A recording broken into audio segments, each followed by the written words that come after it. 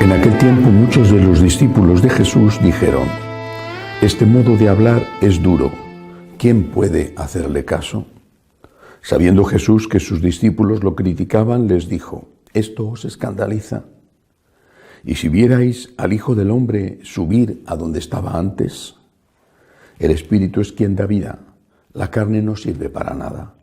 Las palabras que os he dicho son espíritu y vida. Y con todo, hay algunos de entre vosotros que no creen». Pues Jesús sabía desde el principio quiénes no creían y quién lo iba a entregar. Y dijo: «Por eso os he dicho que nadie puede venir a mí si el Padre no se lo concede». Desde entonces muchos discípulos suyos se echaron atrás y no volvieron a ir con él. Entonces Jesús les dijo a los 12: «¿También vosotros queréis marcharos?». Simón Pedro le contestó: «Señor, ¿a quién vamos a acudir? Tú tienes palabras de vida eterna. Nosotros creemos y sabemos que tú eres el Santo de Dios». Palabra del Señor. Gloria a ti, Señor Jesús. Qué importante es este fragmento del Evangelio de San Juan. Nos muestra una crisis dentro de la comunidad de los discípulos, una gran crisis. Estamos acostumbrados a ver las polémicas de Jesús con los fariseos, pero esta vez no es con los fariseos, es con los discípulos. Y muchos, dice concretamente que una gran cantidad, se fueron. ¿Por qué lo hicieron? ¿Y por qué Jesús no lo impidió? Se fueron por la enseñanza de Jesús sobre la Eucaristía. Cuando él hablaba de que su cuerpo era verdadera comida y que eso tenía naturalmente consecuencias sobre cómo había que comer ese cuerpo, a ellos les pareció canibalismo, quizá, o quién sabe qué. La Eucaristía fue motivo de escándalo. Jesús había hecho milagros, todos le aplaudían, excepto sus enemigos tradicionales, y los hacían sábado. La gente le seguía cuando hacía milagros, también cuando enseñaba. Pero cuando empezó a enseñar sobre la Eucaristía, empezó el escándalo. La Eucaristía, como presencia real de Cristo, indica de una forma especial la divinidad de Cristo. Porque nadie que no sea Dios puede decir que su carne es verdadera comida y que el que come su carne vivirá para siempre. Pero además de la crisis, lo importante de esta enseñanza es lo que pasa a continuación. Jesús no cede en sus enseñanzas. Se ve abandonado por muchos, muchísimos. Muchos discípulos suyos se echaron atrás y dijo a los 12: ¿también vosotros queréis marcharos? Podía haber evitado que aquella gente se fuera. A cualquiera que no fuera Cristo, que no fuera Dios,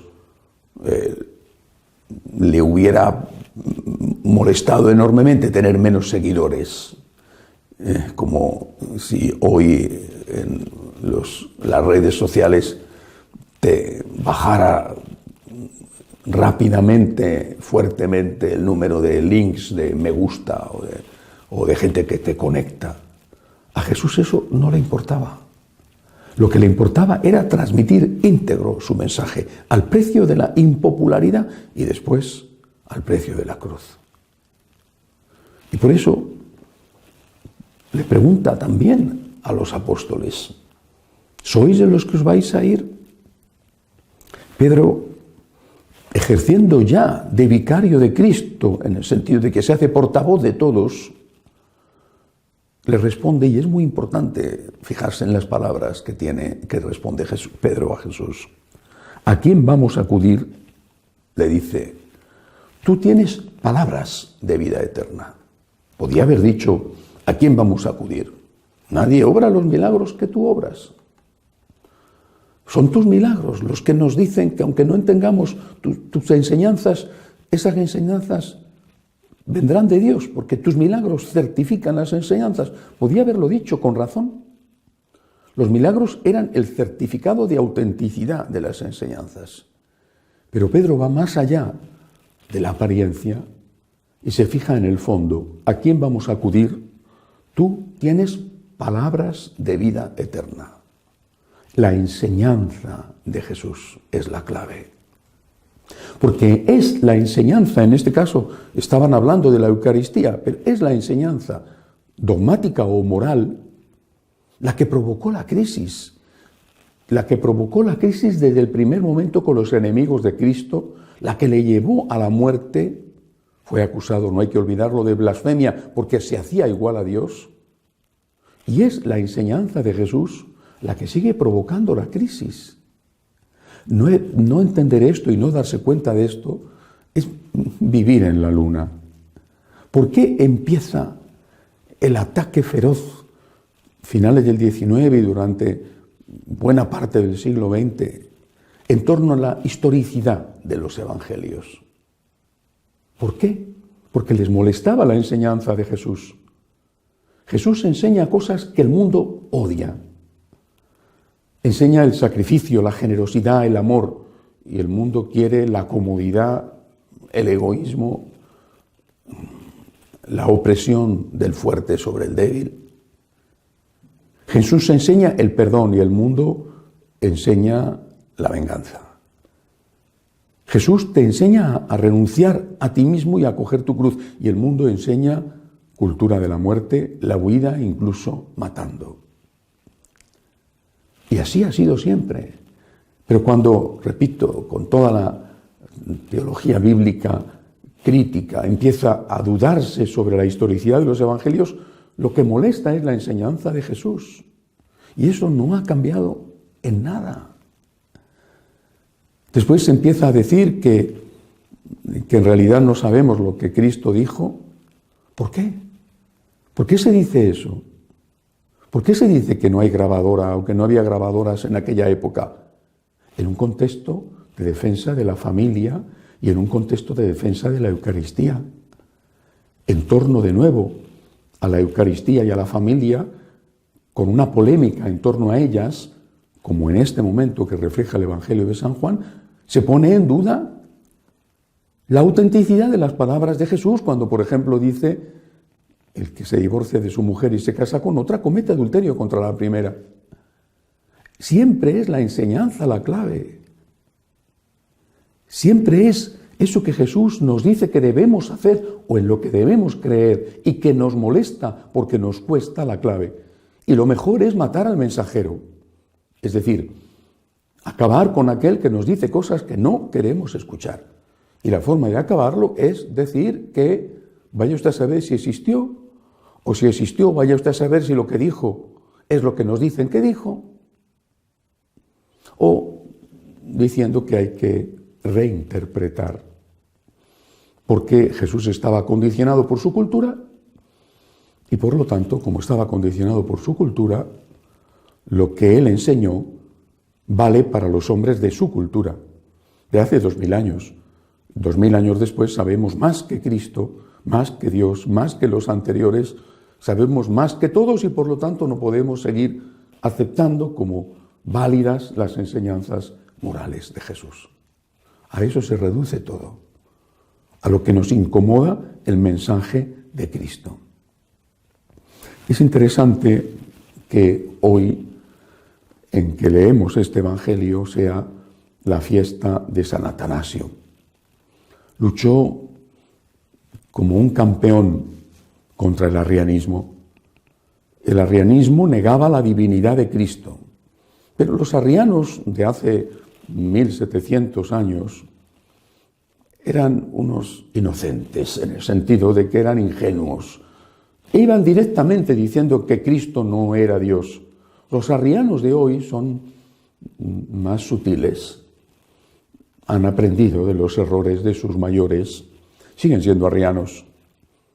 Pero no dicen Cristo no es Dios. Dicen su mensaje no es válido. Están diciendo que Cristo no es Dios. Pero no lo dicen abiertamente como lo hacían los arrianos, repito, más inocentes. no porque fueran inocentes en su herejía, sino porque eran inocentes, ingenuos en la forma de presentarla. Los de hoy son más listos. No dicen Cristo no es Dios, les da igual. Van a la raíz y dicen la enseñanza de Cristo no es válida. La tradición son cenizas. Dejemos atrás el pasado y lo que han interpretado durante 2000 años los cristianos que nos han precedido. Todo eso no vale. La nueva iglesia basada en una nueva lectura del Evangelio, por supuesto según las conveniencias del mundo. Suprimamos del Evangelio todo aquello que al mundo le molesta.